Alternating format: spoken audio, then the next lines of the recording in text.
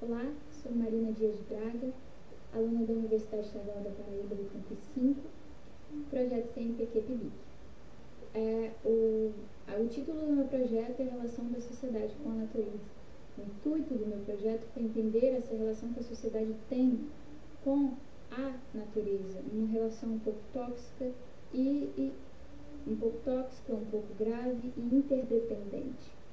A bioética ela surgiu depois de um marco tenebroso da história da humanidade, que foi o nazismo.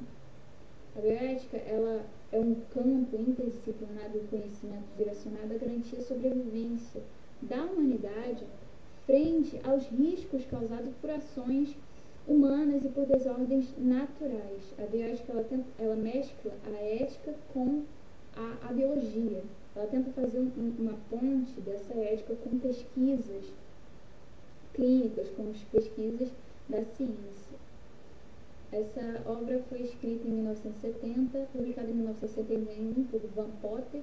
Van Potter é um bioquímico, é especializado em imunologia do câncer, e ele se utilizou desse seu conhecimento sobre os processos naturais para problematizar a capacidade de adaptações humanas em um contexto acelerado de mudanças ambientais, mudanças climáticas que a gente pode se ver ainda hoje, né? Na sua obra ele comenta sobre a repercussão pública, sobre grupos vulnerabilizados, né, onde teve abusos em investigações científicas envolvendo esses grupos, crianças, negros, pessoas em situações de miséria, e esse foi um fator determinante para estabelecer a bioética como um campo de discussão pública sobre conflitos éticos. Então a ética ela tenta trazer esses limites, limitar o que se deve ou não fazer, como o que se deve ou não fazer nas pesquisas clínicas, com a ética, com os direitos humanos, com a filosofia da moralidade, né? Então Potter comenta muito na sua obra sobre isso, sobre limitar a ciência em uma cápsula da ética, em uma cápsula dos direitos humanos. A ciência ela pode trazer algo bom? Com certeza, com total certeza. No capítulo 4 da obra de Potter, ele comenta sobre a ciência e a desordem. Será que a ciência ela traz fundamentos e fenômenos bons para a humanidade? Com total certeza.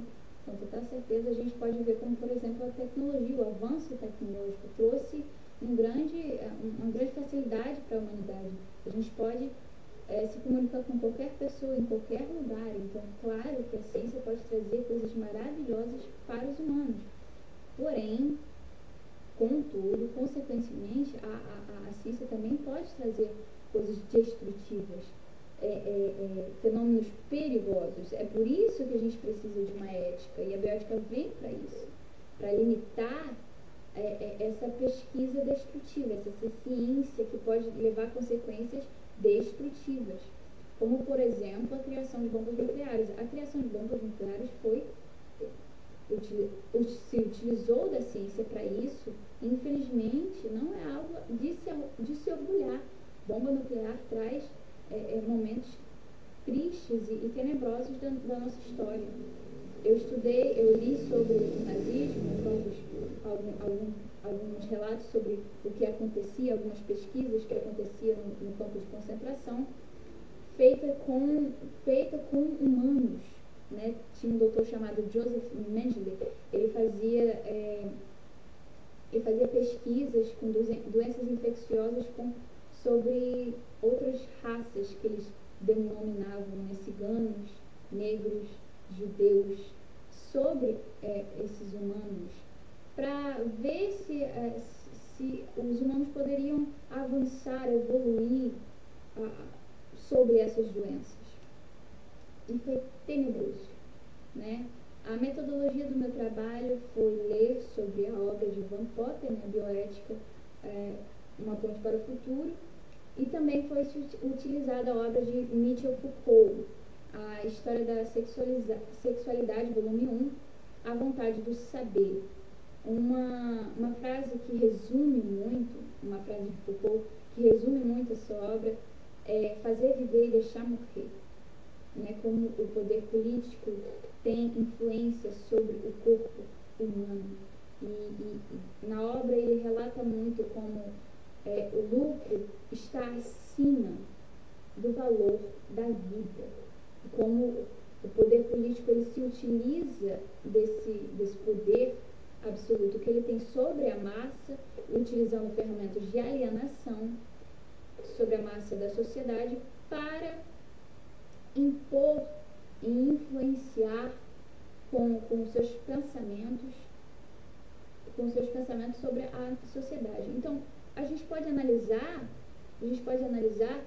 que a sociedade ela já é influenciada por ela mesma, ela auto se sabota. Então, o que seria da natureza? O que seria da natureza com a sociedade? A natureza é meramente secundária para os humanos. Isso é o que é imposto. Pois, se a gente for ver, o humano, ele é uma parte da natureza. Somos intrinsecamente parte da natureza. Então, a natureza não deveria ser secundária, primária. Somos parte da natureza. Então, eu concluo o meu trabalho analisando que podemos mudar, sim, a forma que olhamos para a natureza e a forma que influenciamos a sociedade para com a natureza.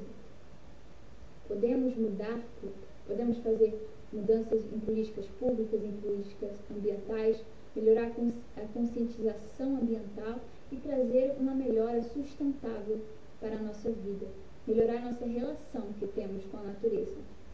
Bom, eu agradeço a CNPq PIBIC, que me auxiliou e ajudou